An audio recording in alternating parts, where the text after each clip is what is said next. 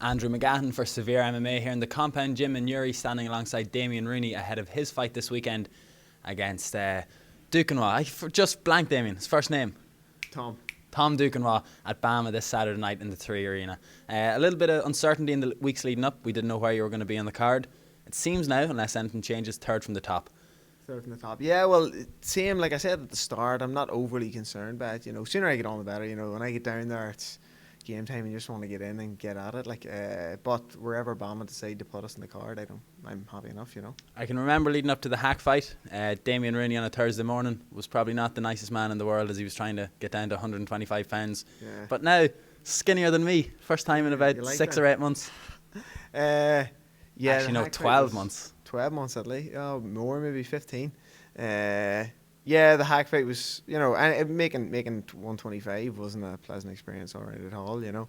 It's much nicer being back up at 135, you know, without having as much weight to cut. Saying that, I have bulked up a lot more now. I did a big strength conditioning program in the build up to this one, so I'm carrying a lot more healthy mass in here, so I'm feeling sharp, feeling strong, like without a big weight cut hanging over me, great, like, as well, you know.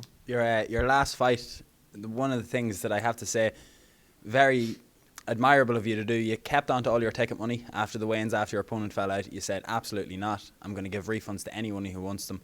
But now you've got, it seems, even more of a support coming up with you this time. Yeah, I mean, I can't thank the Newry crowd enough, you know, phenomenal. Like, I think there's 180 or 190 people heading down from Newry. It's phenomenal support, you know, and you know, I can't really, you know, it's hard to comment on, you know, because when you're getting that there, it's very humbling.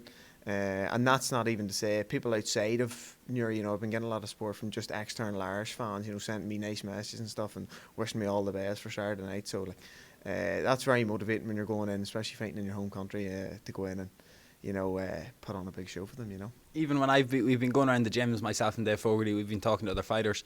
The common theme amongst a lot of fighters is, number one, they're delighted that you have such a high-profile fight finally in the 3 Arena, and also that a lot of people are sleeping on you. They think the casual fan is sleeping on you here, but the Irish pros are like, to be honest, I think Damien's going to take this. It's going to be a massive shock for Duquesnoy. Well, obviously I'm very confident, and it's nice to hear, you know, it's that the guys at the top of the game in this country are confident sort of in my ability as well. I'm delighted to be getting a top profile fight, you know, like, I mean, it was the fight I asked for, the fight I got, you know, and I think obviously, like I said, like you say, a lot of people are sleeping on me on it, you know, a lot of people have put this in as this has been set up as a feeder fight for Tom Duquesnoy to, you know, test the water, you know, dip his toe in at bantamweight, make sure the cut's okay before he fights for the world title, you know what I mean, that's the way it's been built, and, you know, I'm sorry, that's not happening, you know, I'm not there to get stepped on, you know, it's a fight that I think maybe, well, I hope he hasn't. It seems like his preparation's been top notch from what I've been following on. It would be a bad mistake for him to have underestimated how tough a fight this is going to be for him. Do you think, to be fair, he did look pretty small in that last fight at 45, in particular against Brendan. A lot of people thought he didn't even deserve to get the decision off the judges at the end. But coming down, do you think maybe he's underestimating how easy it might have been to get down to 35? Do you think that could be a bit of smoke and mirrors? Someone who's gone down to the weight classes that they're not familiar with going down to for the first time and maybe getting caught by how tough it actually is. Do you think there's any sort of that? Something like this could play into it? You honestly don't know. I think because he works with such a high-profile team with Jackson's, I think coaches, you know, fighters that are doing this day in, day out have advised him well. And like you say, I think he isn't the biggest at 145. Well, he certainly wasn't anywhere near the biggest at 145. So I'm not sure what he walks around at or whatever, but I can't see this being an issue for him. You know, maybe, you know, if he took his eye off the ball and struggles with the weight, potentially, but I think, you know, like, I'm not banking on it. I wouldn't say. I think he seems like whatever people say about Tom, you know, he seems like a top pro, and just the way he conducts himself, and I think he'll come in, you know, on weight, no problem. Maybe a little unfair the last time we spoke to think tactics and how the fight is going to play out, but now we're only 48 hours away from the fight. It's something that's surely playing on your mind. In terms of what you think he's going to bring to the table on Saturday, what do you expect him? You know, he's very aggressive in style. You know, Duquesnoy likes to come forward, likes to dictate the pace, likes people to sit back.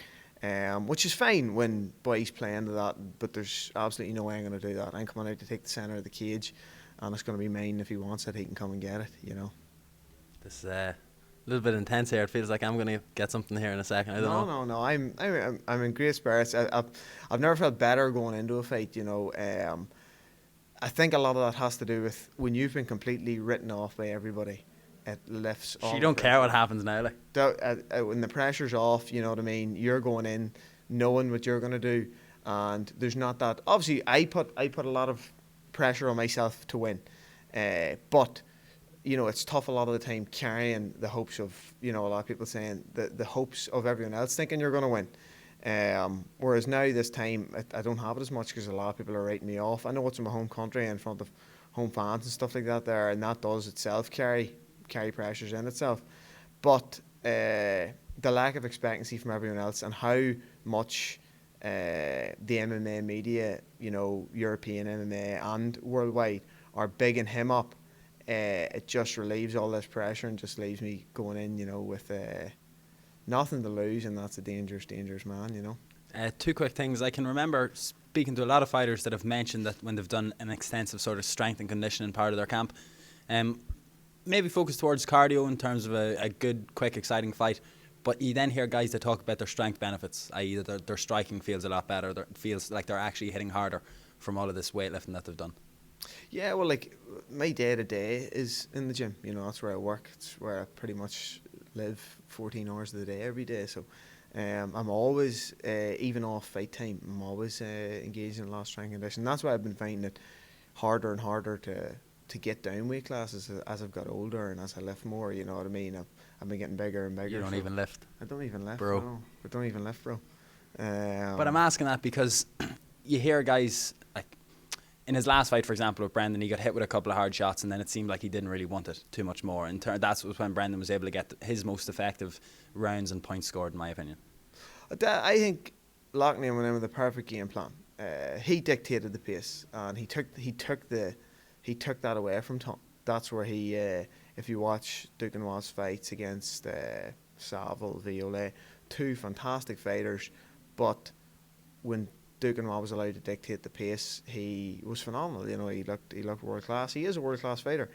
But Loughnane, I think, went in with the game plan of controlling the pace, controlling the area of which it took place, and then really sort of pushed his size on Duquesnoy. And like you say, you did see a large size advantage and strength advantage, and that does play into it, you know. And I think, you know, that will be the same in this fight. You know, I think, you know, a lot of people as well consider me coming up. Essentially, I'm coming up from 125 and he's coming down from 145. I will be the bigger and stronger fighter in this fight, you know, no doubt. When it comes to, though, if we want to look at a UFC example, Mickey Gall fighting Mike Jackson recently enough, the winner gets CM Punk. It seems like a lot of people are talking if he wins this fight, he's next in line for a title shot. Do you feel if you go out there, put a performance on, maybe finish him, then Damien Rooney should get that shot next? You know what? It hasn't even crossed my mind, honestly. I haven't looked past this fight at all, and I think if he's made a big mistake. You know, I think in this game, the mistake a lot of boys make is they take their eye off the ball, and I think if he's done that in this fight, he's going to be in for a big shot. I think we should change your name. To Hands of Stone. I saw you out there dipping your hands in petrol. Proper Newry man, like getting ready for a scrap on Saturday. Let them on fire as well, yeah. We should have put that on camera. Yeah, beautiful. Thank you very much. Best luck on Saturday. Cheers.